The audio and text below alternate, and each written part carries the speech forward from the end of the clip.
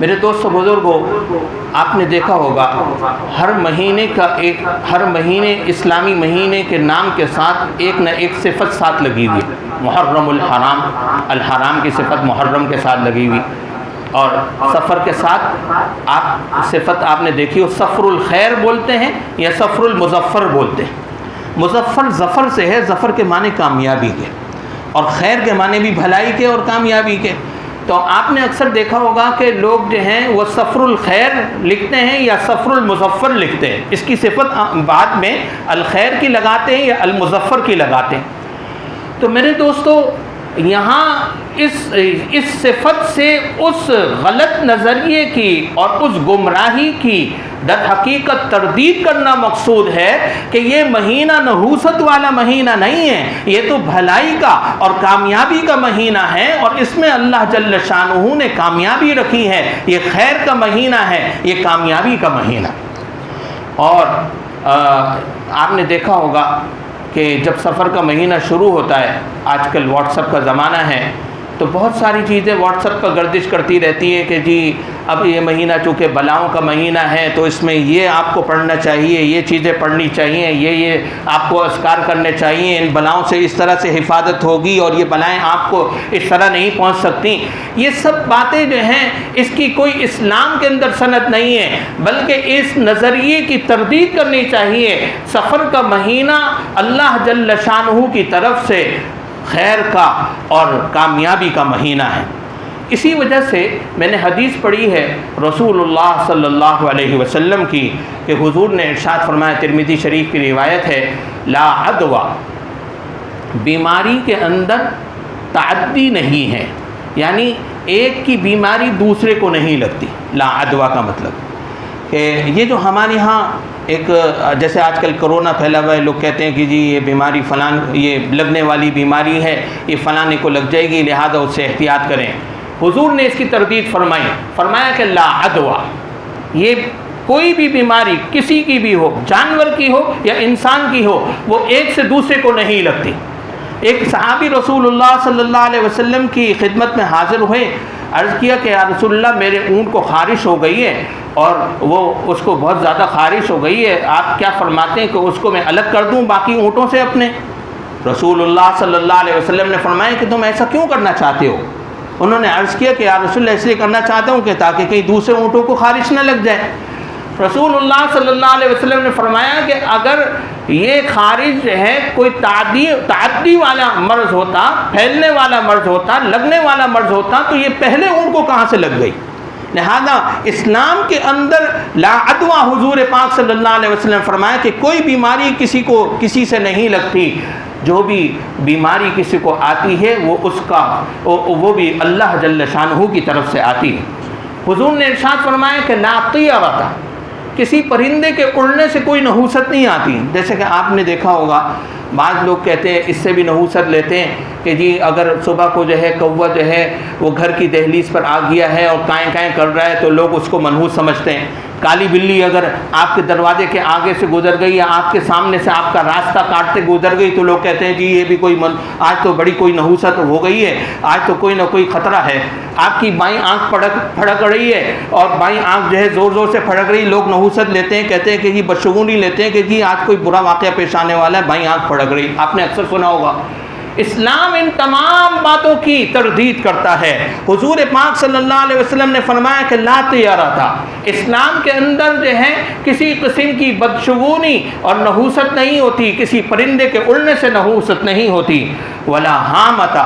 حضور نے فرمایا اکثر لوگوں کا چونکہ یہ نظریہ ہے کہ یہ جو الو ہے، الو ایک پرندہ ہے، تو الو جو ہے وہ کہیں آ جائے تو وہ بڑا منحوس پرندہ ہے، لہذا اگر کہیں بیٹھ جائے تو وہاں پر نحوست آ جاتی ہے۔ اکثر لوگوں کے ذہنوں میں یہ بات ہے۔ حضور نے باقاعدہ اس کا نام لے کر اس کی تردید فرمائی کہ لا حامۃ، الو کے اندر کوئی نحوست نہیں ہے، یہ سب اللہ کی بنائی ہوئی چیز ہیں، اور اللہ کی بنائی ہوئی مخلوقات میں سے کسی مخلوق کے اندر کوئی نحوست نہیں ہے۔ فرمایا ولا سفر، حضور نے 4 چیزیں بیان فرمائی، لا عدوہ ولا طیرۃ ولا حامۃ ولا سفر، خاص طور پر سفر کا ذکر فرمایا حدیث مبارک میں، اور فرمایا کہ سفر کے اندر کوئی نحوست نہیں ہے۔ یہ جو اگر کسی کا نظریہ ہے کہ سفر کا مہینہ ہمارے لیے منحوس ہوتا ہے یا بلاؤں کا مہینہ ہوتا ہے یا مصائب کا مہینہ ہوتا ہے، تو حضور اکرم صلی اللہ علیہ وسلم اس کی تردید فرما رہے ہیں اور واضح طور پر ارشاد فرما رہے ہیں کہ لا سفر، کہ سفر کے مہینے میں کوئی نحوست نہیں ہے۔ میرے دوستو بزرگوں، ابو داؤد شریف کی ایک روایت ہے، حضرت عبداللہ ابن مسعود رضی اللہ تعالیٰ عنہ راوی ہیں، فرماتے ہیں کہ الطیرۃ شرک قالہ ثلاثہ، رسول اللہ صلی اللہ علیہ وسلم نے فرمایا الطیرۃ شرک، یہ نحوست لینا، بدفعلی لینا، اپنے لیے بدشگونی لینا، یہ شرک ہے۔ قالہ ثلاثا، رسول اللہ صلی اللہ علیہ وسلم نے اپنے اس ارشاد کو 3 مرتبہ مکرر ارشاد فرمایا کہ الطیرۃ شرک، الطیرۃ شرک، الطیرۃ شرک، قالہ ثلاثا۔ حضرت عبداللہ ابن مسعود فرماتے ہیں کہ 3 مرتبہ تاکیداً حضور پاک صلی اللہ علیہ وسلم نے اس کی تردید کرتے ہوئے فرمایا کہ کسی چیز سے نحوست لینا اور اپنے لیے منحوس سمجھنا اور اس سے بدشگونی لینا، یہ ساری باتیں اسلام کے اندر نہیں ہیں۔ اسلام میں نحوست کا کوئی تصور نہیں۔ جیسے آپ نے دیکھا ہوگا ہمارے ہاں بہت سارے عوام کے اندر بہت سارے لوگ یہ کہتے ہیں کہ جی انگلیاں چٹکھانا جو ہے اس سے نحوست آتی۔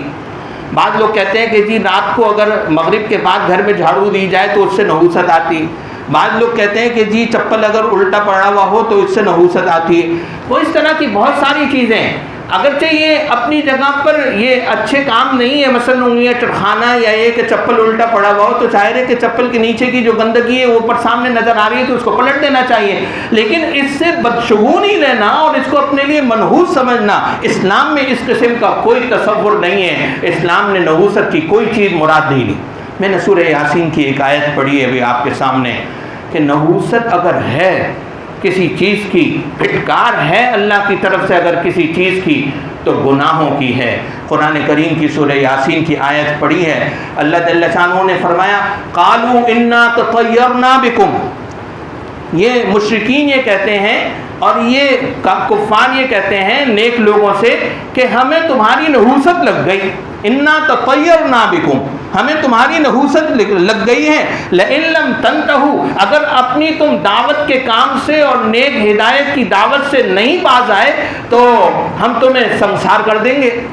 تو ان نیک لوگوں نے کہا کہ قالوا طائرکم معکم، سمجھنے کی بات تو یہ ہے کہ تمہاری کفر و شرک کی اور تمہارے گناہوں کی، تمہاری بدعمالیوں کی نحوست تمہیں لگی ہوئی ہے۔ قالوا طائرکم معکم، تمہاری نحوست تمہارے ساتھ۔ میرے دوستو بزرگوں، ہمارے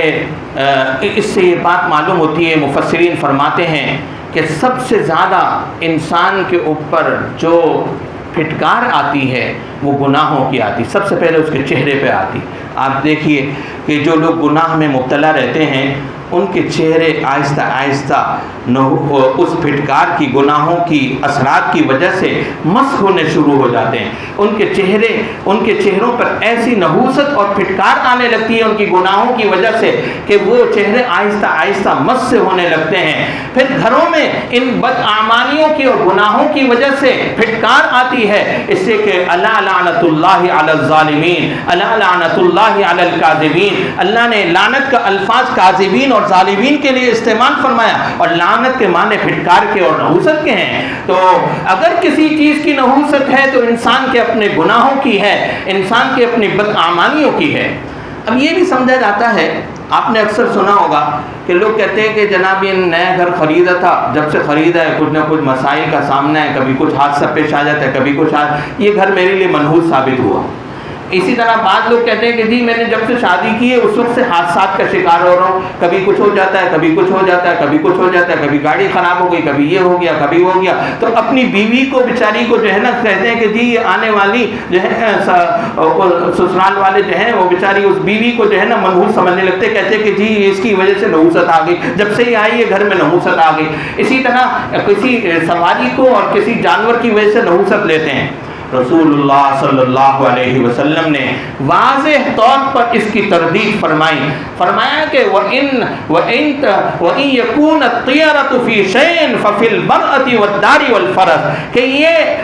نحوست جو ہے کسی عورت میں لینا، کسی گھر میں مراد لینا، کسی سواری کے اندر لینا، کسی اس چیز کو اپنے لیے منحوس سمجھنا، اسلام کے اندر یہ سب سے بڑا ظلم ہے کہ آپ آنے والی بیوی کو، آنے والی خاتون کو یا اس گھر کو اپنے لیے، اس جگہ کو اپنے لیے منحوس سمجھے۔ کسی چیز کے اندر اللہ نے نحوست نہیں رکھی ہے۔ اللہ تبارک و تعالیٰ نے ہر چیز کو خود بنایا ہے، اور اللہ کی بنائی ہوئی چیز میں کیسے نحوست آ سکتی ہے؟ اللہ کی بنائی ہوئی چیز ان تمام نحوستوں سے خالی ہے۔ میرے دوست و بزرگوں، یہ سفر کا مہینہ جو ہے یہ کامیابی کا مہینہ ہے،